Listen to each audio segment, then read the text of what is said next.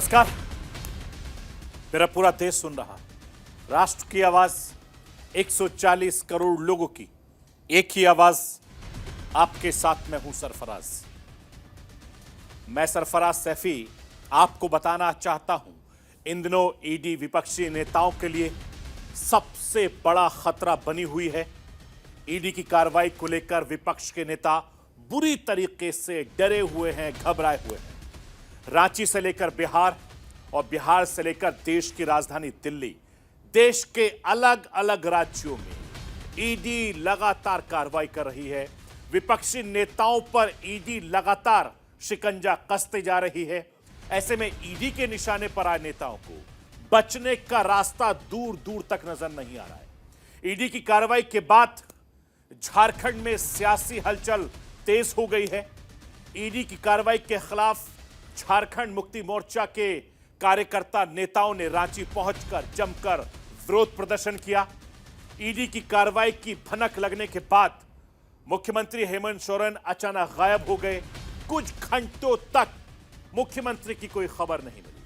मुख्यमंत्री हेमंत सोरेन कहां गए, किसी को नहीं पता। बीजेपी ने झारखंड मुक्ति मोर्चा के नेतृत्व वाली सरकार को घेरना शुरू कर दिया। हेमंत सोरेन के लापता होने के पोस्टर जगह जगह शेयर कर दिए। झारखंड के राज्यपाल सीपी राधाकृष्णन ने मुख्य सचिव डीजीपी को तलब करके मुख्यमंत्री हेमंत सोरेन के बारे में जानकारी मांगी। आखिर जानकारी क्या थी, वो आज आपको राष्ट्र की आवाज के जरिए बताऊंगा, समझाऊंगा, दिखाऊंगा। ईडी को लेकर झारखंड में सियासी भूचाल लगातार बढ़ता जा रहा है। इसके अलावा पड़ोसी राज्य बिहार में भी कमोवेश यही हाल है। नीतीश कुमार की आरजेडी का साथ छूटने के बाद लालू प्रसाद यादव, तेजस्वी यादव के लिए मुश्किलें लगातार बढ़ती जा रही हैं। ईडी ने पटना में लालू प्रसाद यादव से पूछताछ की। लैंड फॉर जॉब घोटाले को लेकर ईडी ने लालू यादव से करीब 10 घंटे तक पूछताछ की। इस दौरान ईडी ने लालू से 50 से ज्यादा सवाल पूछे। ईडी दफ्तर में घंटों बिठाने को लेकर लालू यादव के परिवार ने ईडी पर अमानवीय व्यवहार का गंभीर आरोप लगाया। लालू यादव के समर्थन में ईडी के दफ्तर के बाहर उनके समर्थक गुस्सा दिखाई दिए, नाराज दिखाई दिए। तकरीबन 10 घंटे की पूछताछ के बाद ईडी ने लालू यादव को छोड़ दिया। इसके बाद ईडी ने लालू यादव के बेटे और बिहार के पूर्व deputy chief minister Tejashwi Yadav से पूछताछ की। इस पूछताछ में क्या निकला, आज आपको राष्ट्र की आवाज के जरिए यह भी बताऊंगा। देश की राजधानी दिल्ली के मुख्यमंत्री अरविंद केजरीवाल के लिए भी ईडी इन दिनों सबसे बड़ी मुसीबत बनी हुई है। दिल्ली आबकारी नीति मामले में मुख्यमंत्री अरविंद केजरीवाल की मुश्किलें लगातार बढ़ती जा रही हैं। शराब घोटाले मामले को लेकर ईडी 4 बार अरविंद केजरीवाल को सम्मन भेज चुकी है। इससे पहले के नोटिस को केजरीवाल ने गैरकानूनी बताकर ईडी से दूरी बना ली और अपने कार्यक्रम में भेजे नजर आए। चुनाव से पहले ईडी ने नोटिस को लेकर केजरीवाल ने सवाल भी उठाए हैं। ईडी ने के सम्मान के लिए चुनाव से पहले का वक्त क्यों चुना? इन दिनों अचानक ऐसा क्या हो गया जो ईडी लगातार नोटिस भेज रही है? केजरीवाल ने इन सवालों को उठाते हुए ईडी के सामने पेश होने से इनकार कर दिया। आम आदमी पार्टी के नेताओं का कहना है कि अगर ईडी मुख्यमंत्री अरविंद केजरीवाल को वैध सम्मन भेजेगा तो वो उसके साथ सहयोग करेंगे। आखिर कैसे, ये भी मैं राष्ट्र की आवाज के जरिए आपको बताऊंगा, समझाऊंगा, दिखाऊंगा। मैं अपने हिंदुस्तान के कोने कोने की आवाज को दिल्ली तक पहुंचाता हूं। दिल्ली की आवाज को देश दुनिया के कोने कोने तक पहुंचाता हूं। नेताओं की आवाज को मैं आम लोगों तक पहुंचाता हूं। आम लोगों की आवाज को मैं अपने देश के हुक्मरानों तक पहुंचाता हूं। आपकी आवाज से मिलती है मेरी आवाज और बन जाती है राष्ट्र की आवाज।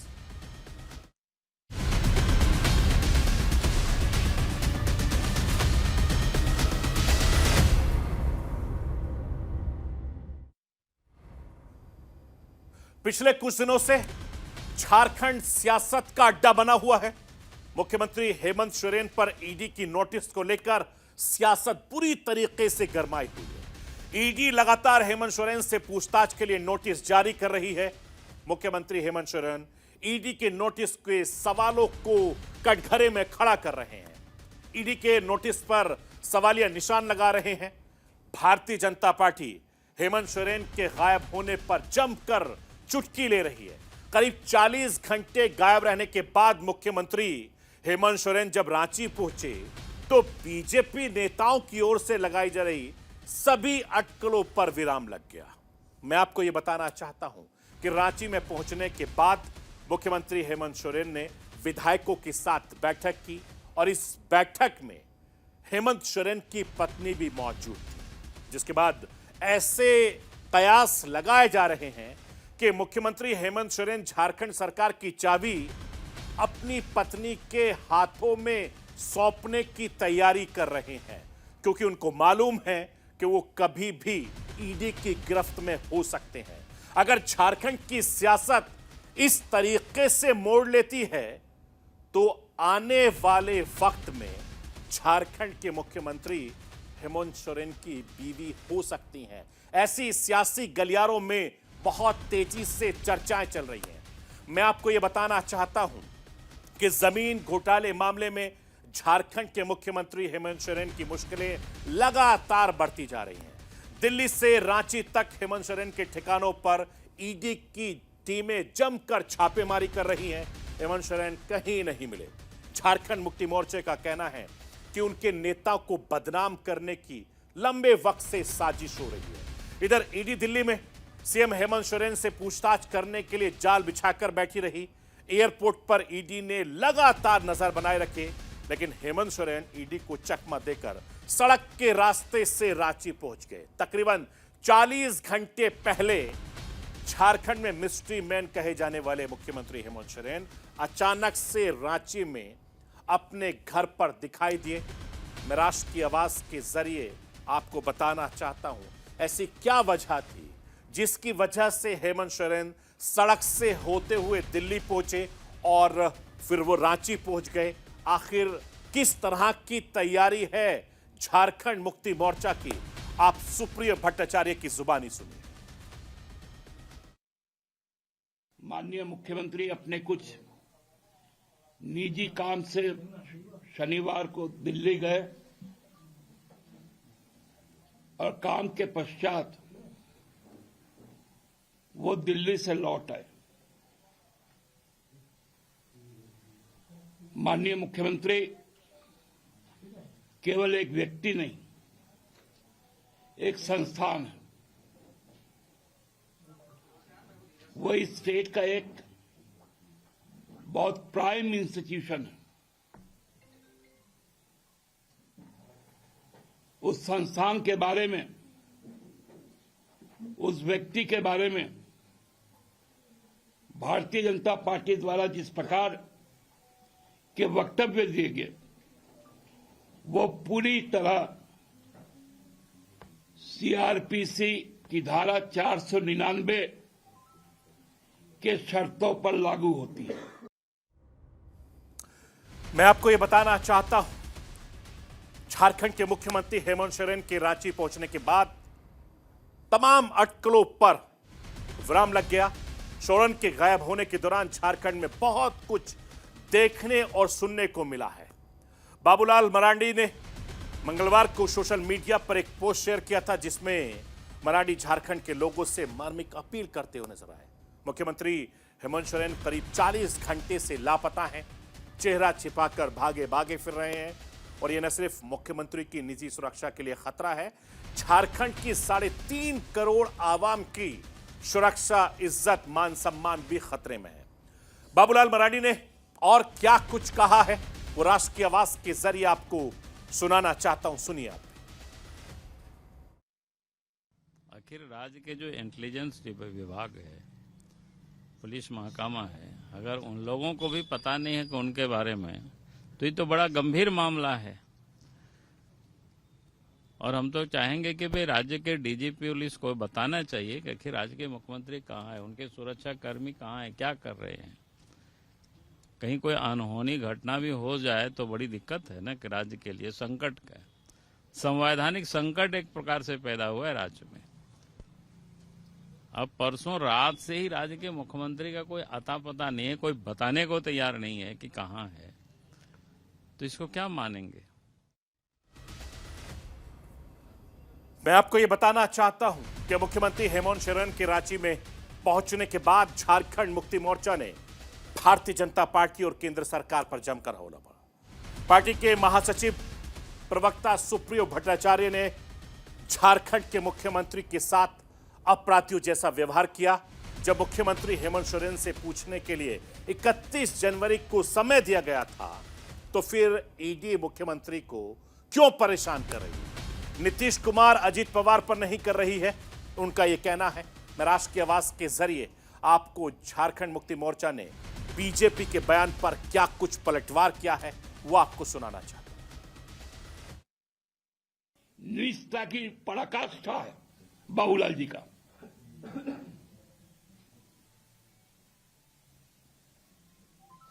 ये कहां जाते थे? कभी किसी को बुलाया इन्होंने? कहां लापता हो गया? भाषा भी नहीं मालूम आपको?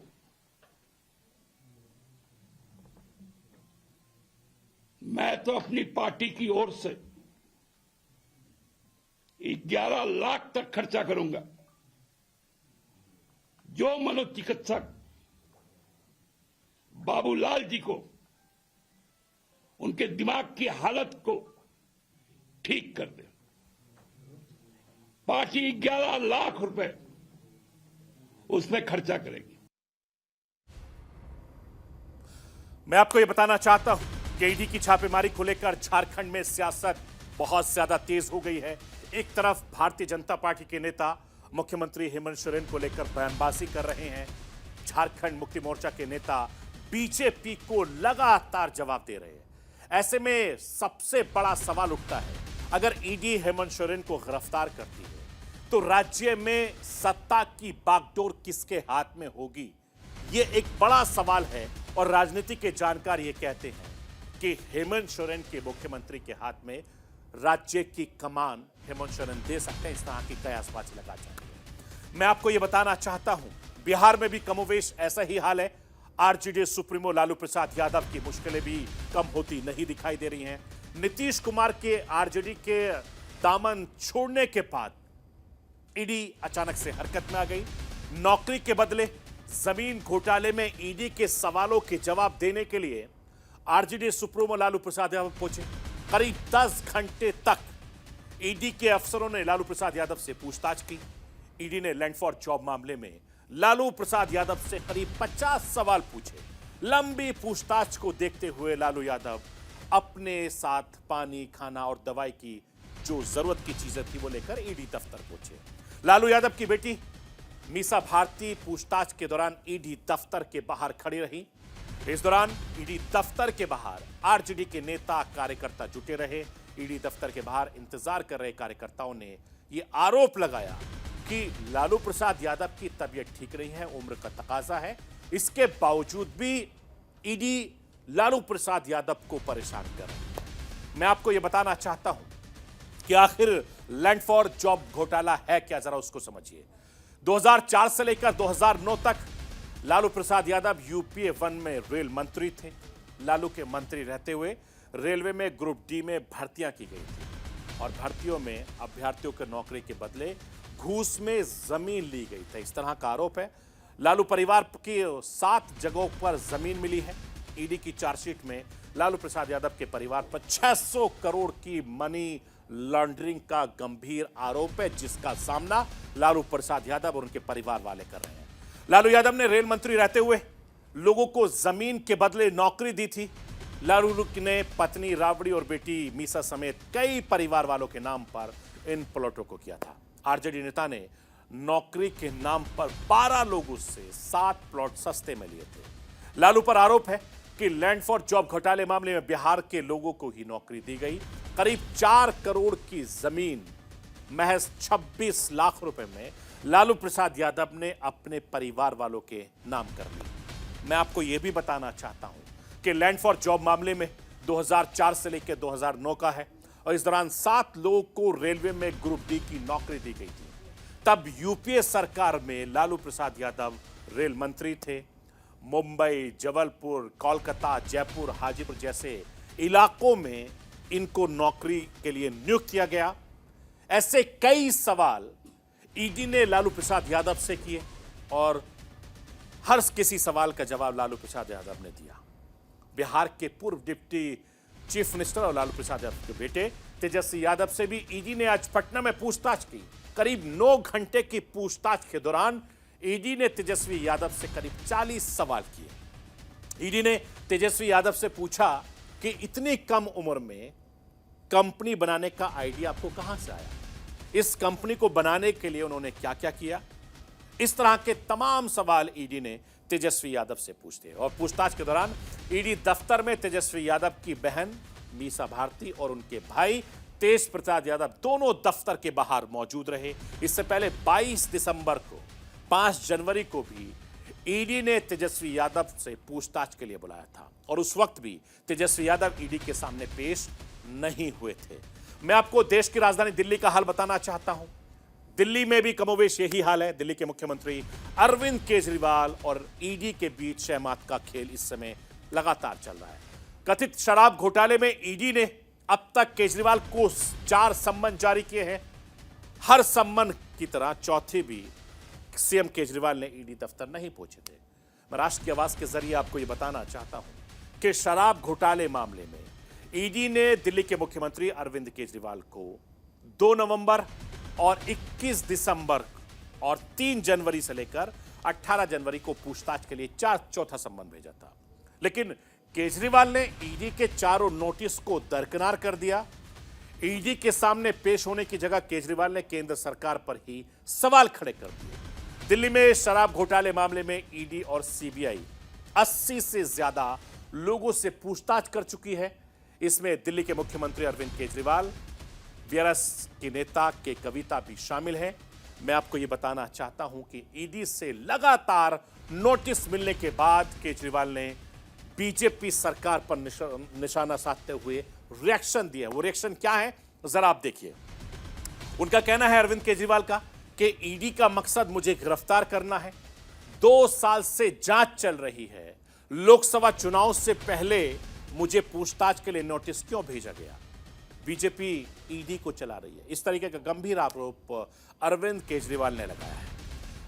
अरविंद केजरीवाल का यह भी कहना है कि अगर वो ईडी के सामने पेश हुए तो ईडी केजरीवाल को गिरफ्तार कर लेगी, ऐसा उनको लगता है, जिसके चलते अरविंद केजरीवाल ईडी के सामने पेश नहीं हो रहे हैं। इसके साथ ही केजरीवाल ने नोटिस भेजने के वक्त को लेकर भी कई बड़े सवाल खड़े किए हैं। केजरीवाल ने साफ साफ ये कह दिया है कि कुछ महीनों में लोकसभा चुनाव होने हैं। ऐसे में ईडी के नोटिस का आना बड़ी साजिश का इशारा करता है। केजरीवाल लगातार ईडी और बीजेपी पर हमलावर है। मैं आपको ये बताना चाहता हूं कि आखिर दिल्ली में शराब घोटाला क्या है, जरा उसको समझ लिए। साउथ लॉबी और कुछ शराब कारोबारियों को फायदा पहुंचाया गया, ऐसा आरोप है।